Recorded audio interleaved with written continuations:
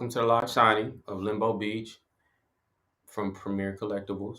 My name is Vince Staples. I wrote the book along with several other people, Bryan Edward Hill being the main one, Buster Moody with the illustration. Chris Robertson also worked on some stuff with us, presented by Z2 Comics.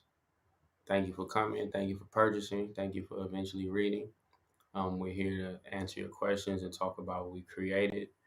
The book itself is somewhat of a coming of age thing, speaking about the different dynamics within youth and within growth. Is something that I think I'm passionate about. I think a lot of people are passionate about is just making sure that people learn from the mistakes of others and learn how to treat one another. And when you're younger, a lot of things don't necessarily come with instructional guides. So this book is our way of trying to explain that. You follow these characters as they discover themselves, discover their surroundings, discover why and how they treat each other. Hopefully it's the first of many. And yeah, man, I think it's pretty cool. So thank you to everyone involved. Thank you to everyone who purchased.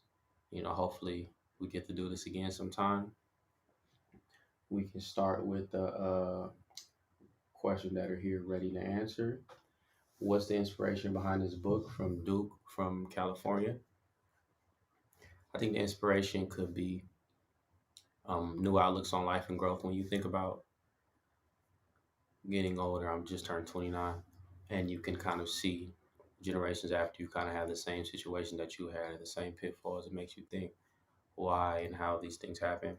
And, just trying to write something that younger people can,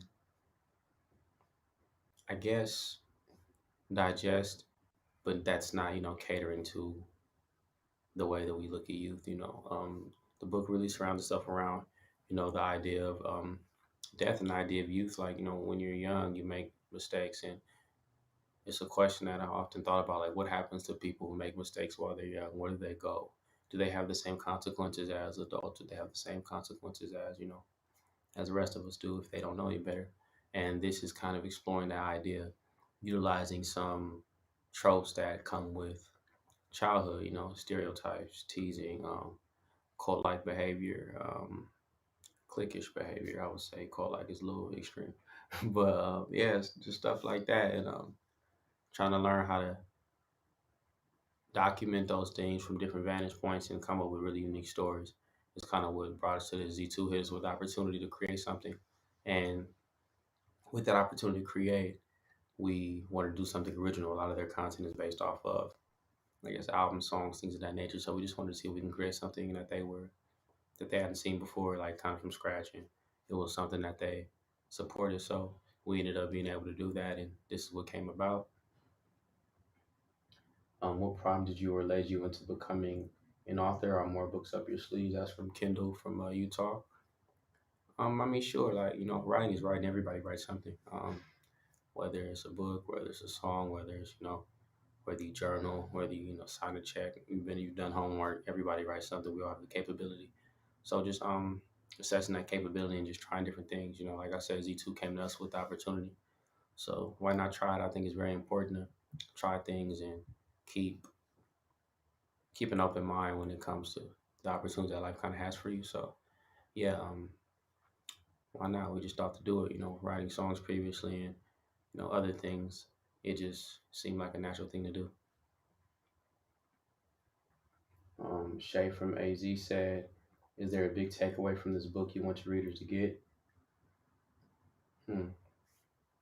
I think you should allow people to digest things the way that they feel is natural to them. As long as you take something away, it doesn't matter what it is. I'm not here to dictate how anybody hears or how anybody reads or how anybody digests anything. But as long as people take something away from it, that's good enough for me. Like I said, I believe in keeping an open mind and having the opportunity to figure things out for yourself. So as long as you can spark an idea, spark some sort of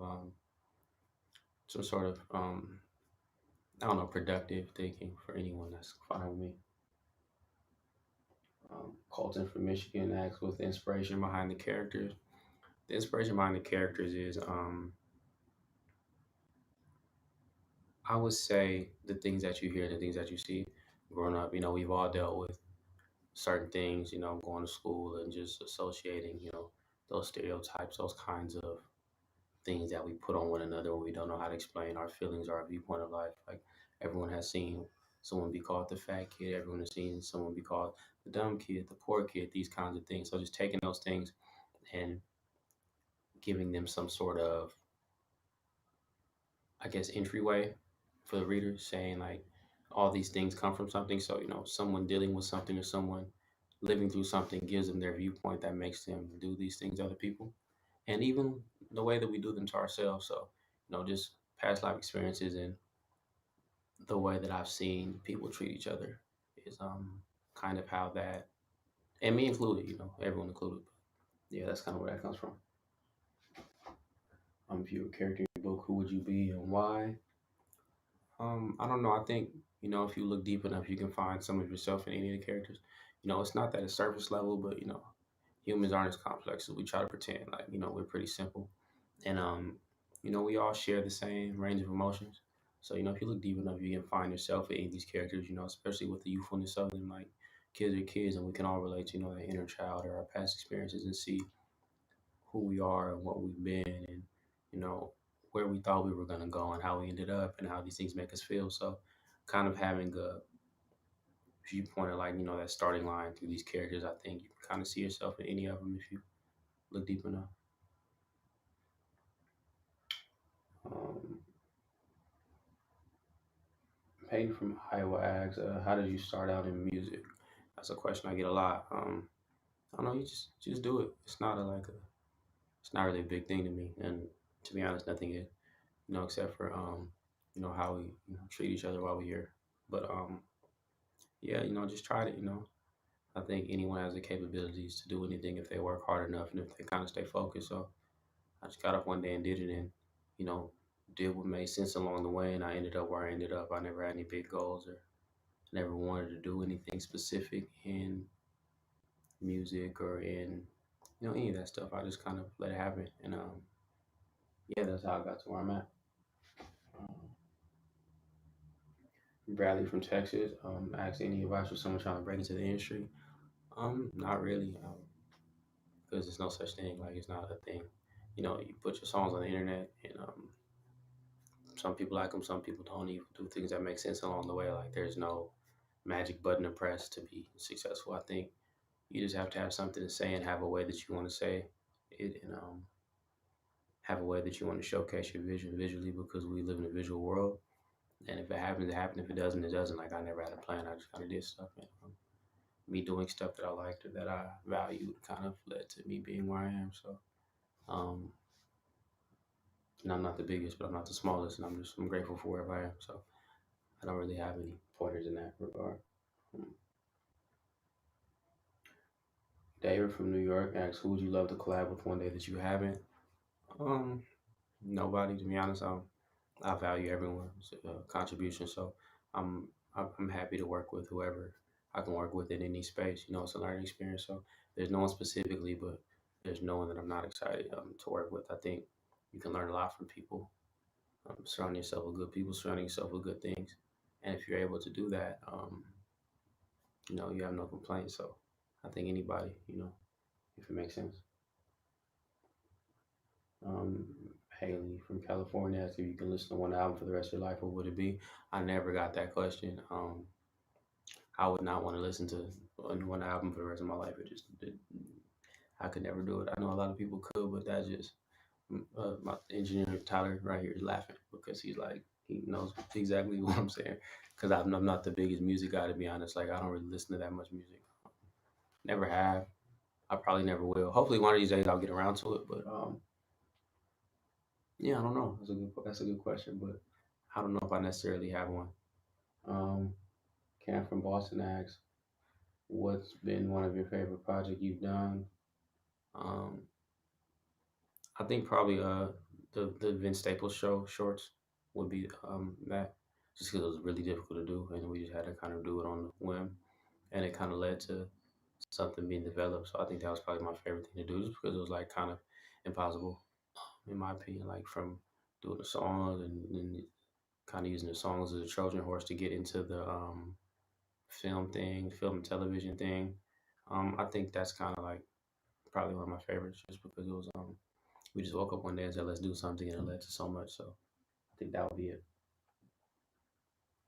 Um, Grant from Kansas, Michigan asks, "Do you think Stolen Youth will ever be released officially on vinyl or streaming services? I would love to see that happen at some point." No, it's never gonna happen because Mac's not here, so Mac can't make the decision. So it'll fall where it fell when he passed. Thank you for your support for him and for me and his family and all that stuff. It's very important. But yeah, we'll leave it where we left it. It's good enough as is. Because these things are about intention, and the intentions were for it to go where. So without him being here, I couldn't change that intention. Mhm. Chris from Simsbury, Connecticut, says, "Which of your albums pair best with reading Limbo Beach?" I don't think any of them is such a different, or any of them could. It's such a different medium. To be honest, I'll probably say like Stolen Youth. So in other words, we kind of spoke about it because it's kind of the same. It's kind of the same vein of narrative storytelling. Like even the artwork that we have for Stolen Youth kind of was inspirational for this for me, at least as far as like the color palette and things of that nature. So yeah, I would definitely say that one. So yeah, Maggie from North Carolina asks, "What makes you want to write a young adults book?" Like I said before, like um Z2 came with opportunity. It just we don't turn down opportunities, do creative things. But as far as the direction, I'm just trying to think of an idea, and it's kind of the first thing that popped up. Probably based on experiences, probably based on like the willingness to speak about something for so long, because I always like to speak about it. Because kids are important. And yeah, man, I didn't want to kind of do something for myself, like, and it's the first time I've ever done this before, so um, that probably was a big, that was a big thing to try to take on, but I think it went well. I think we did good. Visually, it looks good. Yeah, so I don't know. We just did it. And yeah, Calvin from New Hampshire is asking the captivating questions. Favorite fast food chain and what's your order? I would say like an In and Out. I would say like a number two, mustard fries, extra toast, no lettuce, no tomato, uh, with the chopped chili on top of it, whole grilled onion, fries, none of the fancy stuff, no ketchup, just keeping it organic and authentic. And I have a hydro flask of water in the car a lot, so I don't really do a soda thing, and I don't really like shakes. Like the idea of a milkshake is like kind of crazy to me. So like I think that would be it. Thank you for your riveting journalism. Um, Jackie, what's your biggest pet peeve? I don't really have a pet peeve. I'm pretty much annoyed all the time, and I'm not really a people person, but I'm nice to people. Contrary to popular belief, I'm very nice to people. Would you say I'm nice to people? All right, yeah, I'm very nice. You have to check. You can't get caught up in your own stuff. I think I'm very nice to people. But yeah, I'm not a people person, so I'm like always peeved, I guess. So I just, ignore it, if that makes sense.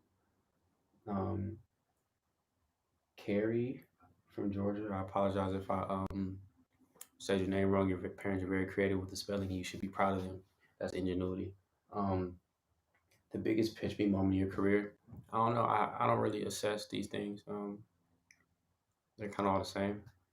And I don't think it's me downplaying them. I think it's just me valuing and appreciating all of them like equally, because you never know where any of them lead. I haven't really had one, but I've done a lot of great things, a lot of unbelievable things, like being on these stages for these festivals and seeing all these people in different countries like we've never been. I think that's always going to be great. Anytime someone spends their money to support you, I think that's the moment, because people work very hard for the things that they get. So whether they give you like $1 or 5 or 20, or it's part of this Spotify subscription, like it's a very, very touching thing, because I didn't grow up with anything really, so not that much. So um, people giving what they have is important to me.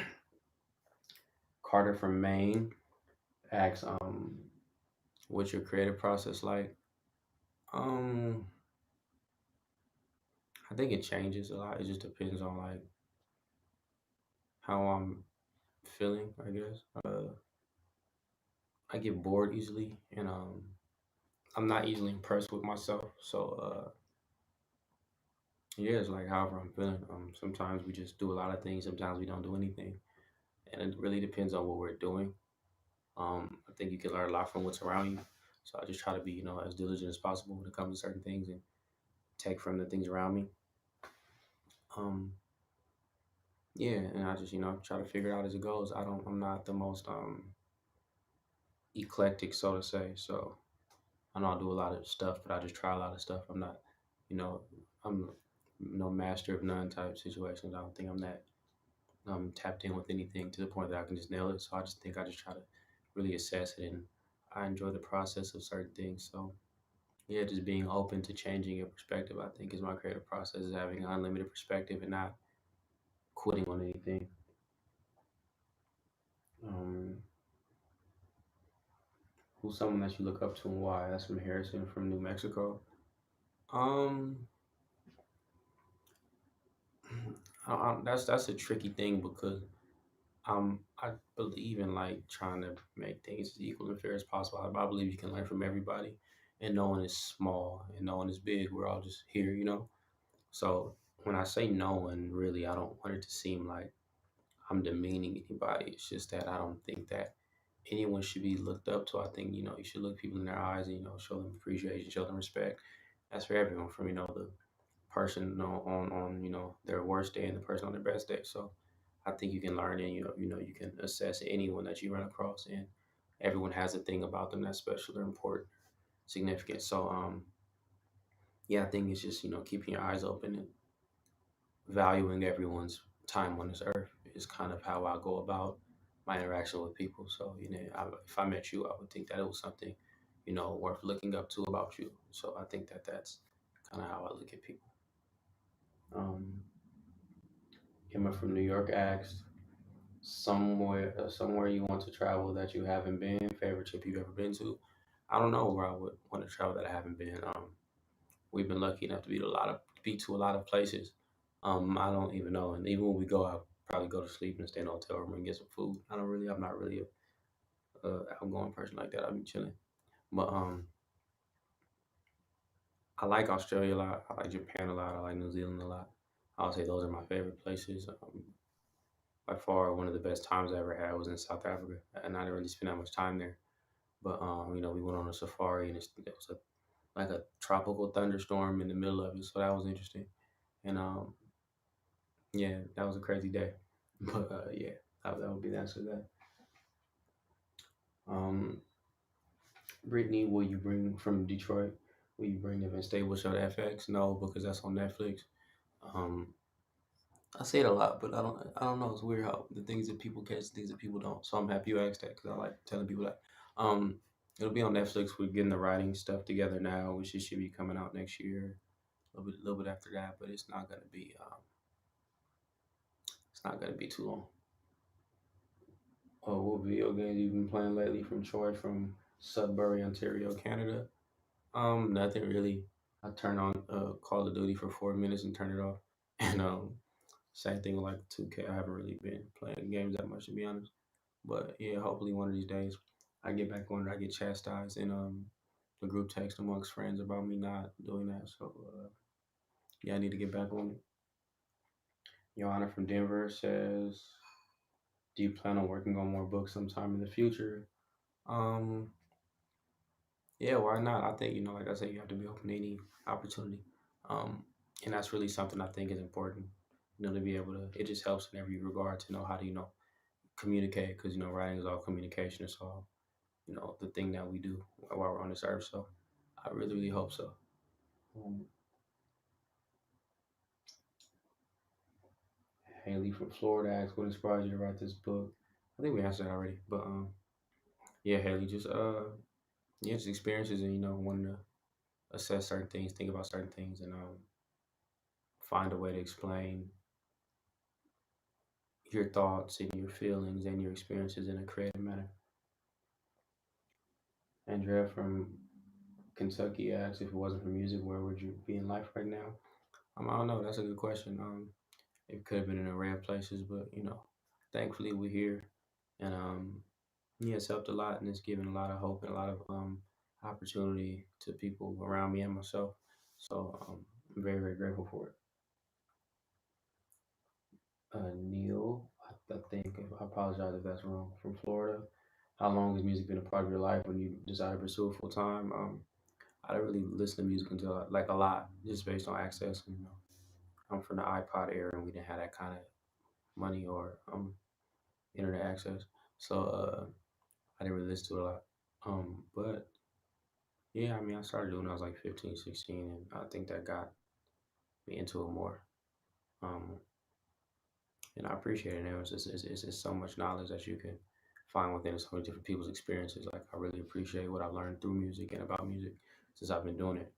But yeah, music is very very vast. You know, countries of sonics that we don't know about here. Or you might not know about wherever you're from. And, getting into those things is always exciting. When I decided to pursue it full time, I don't know, I just did it. Like I never thought about it like that. I just made it and tried to make the right decisions. It was never really a stressful situation. Like my real life was way more stressful than music, so it was kind of always a good thing. What's your background? What did you dream of doing as a kid? That's Marky from Texas.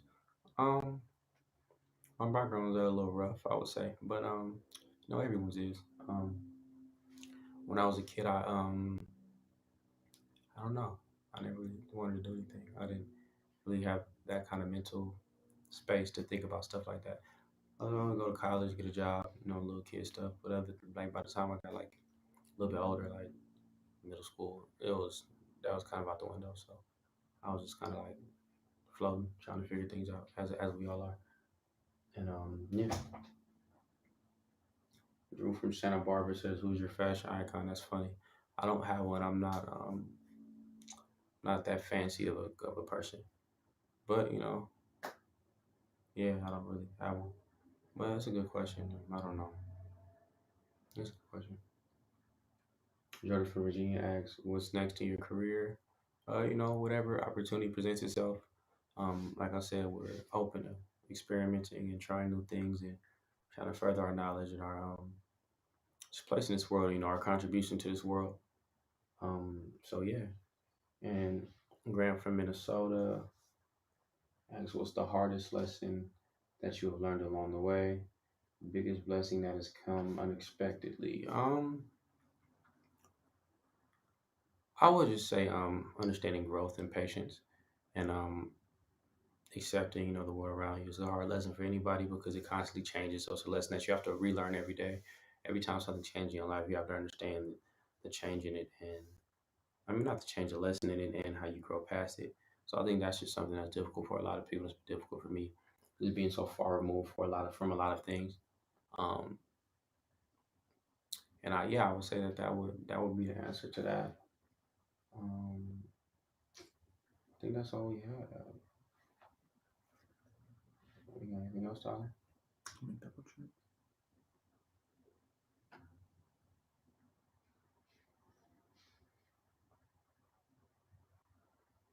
Yeah, Grant from Minnesota's the last one. Oh yeah, that's the last one. Hmm. We got some 22 questions in 2 minutes things. So okay, where were you born? Kaiser Permanente Hospital. Who do you want to play you in a movie? Uh, I don't think they're a person yet.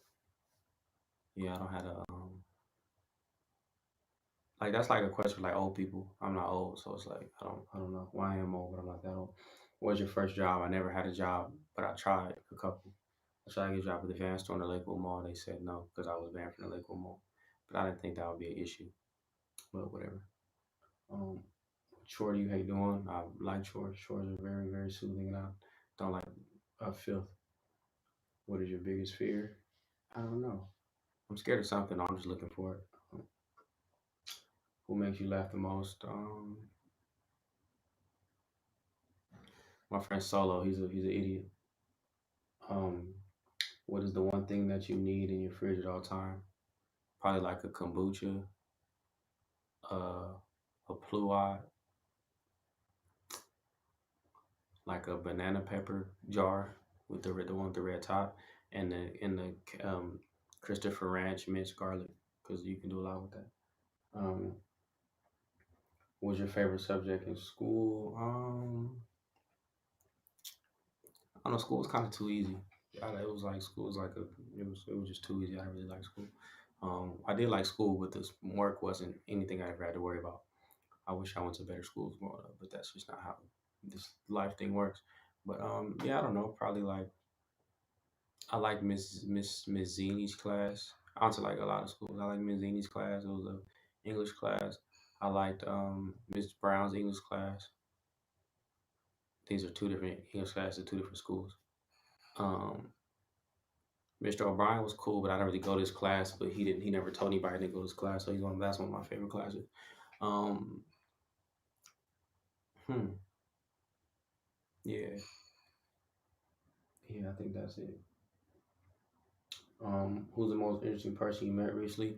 I met this lady at this place I go. She was outside with a book. She's homeless lady outside with a book, yelling at people about uh abortions, and we had a really good talk.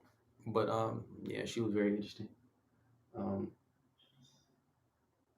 what's your middle name? Bartholomew. What's your biggest pet peeve? We spoke about that. What's your favorite hobby? I build dog houses. That's a lie, but that was only the second lie.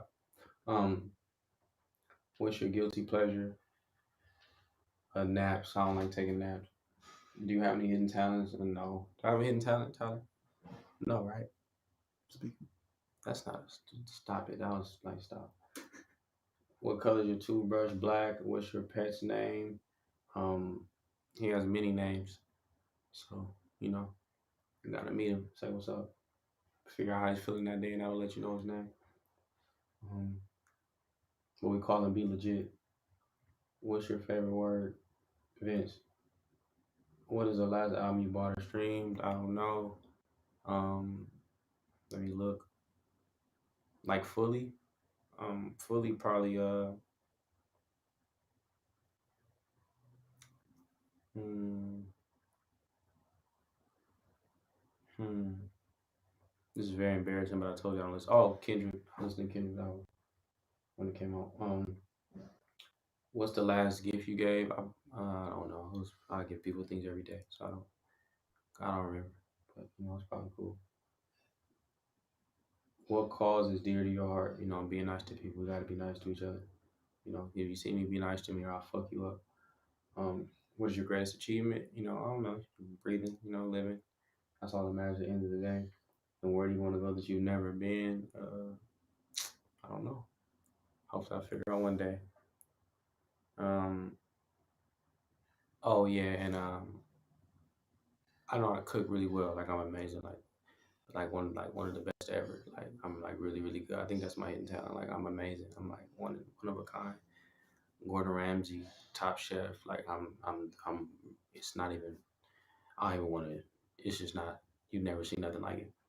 Also, um, everyone on here will be getting a signed copy of Limbo Beach. I think you'll get one of these. Um, it's cute. It's colorful. Yada yada yada. Oh, look crazy. Oh man, wow. So that'll be cool. And yeah, go to premiercollectibles.com/limbo. That's what's at the bottom of the thing. So that's why I'm saying that I had no reason to say that, but I think I was supposed to. I didn't get a list of things to say. Um, but yeah, thank you guys for being here. Very much so appreciate you. I don't know what else to say. This is supposed to be 45 minutes, but there were only 15 questions because you guys are great and you value all of our time. So yeah, man. Let me just double check really quick. Oh shit. This thing. Travin from Nowhere said what inspired the song Hellbound?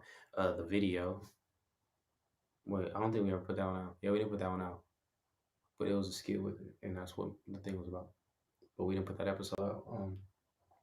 When you coming back on TV? D asked that from nowhere. D from nowhere.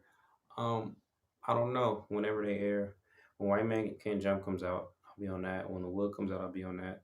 And when the Vince Staples show comes out, I'll be on that. So yeah, those kind of those releases are tentative at the moment. And DC, what's your favorite holiday? I'm not really into holidays, but I do like Halloween. I like Halloween because then you can go to the Halloween Horror Nights, and I frequent those things. So yeah, that's me. Those are my questions. Like I said, let me check one more time because I like y'all. Okay, like I said, thank you for coming, hanging out, listening. I appreciate you. Make sure to get your copy of the book because I'm about to sign those right now, and it's gonna take forever. So that's I love you.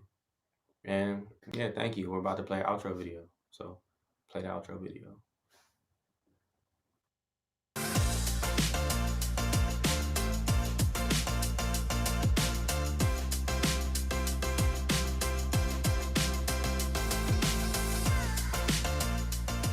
Hey, this is John Acuff, New York Times best-selling author of 7 books and someone who's done a live signing. If you like the one you just watched, make sure you check out our YouTube channel. It's full of amazing authors having great conversations and signing books for viewers just like you. So make sure you subscribe, and thanks for watching today.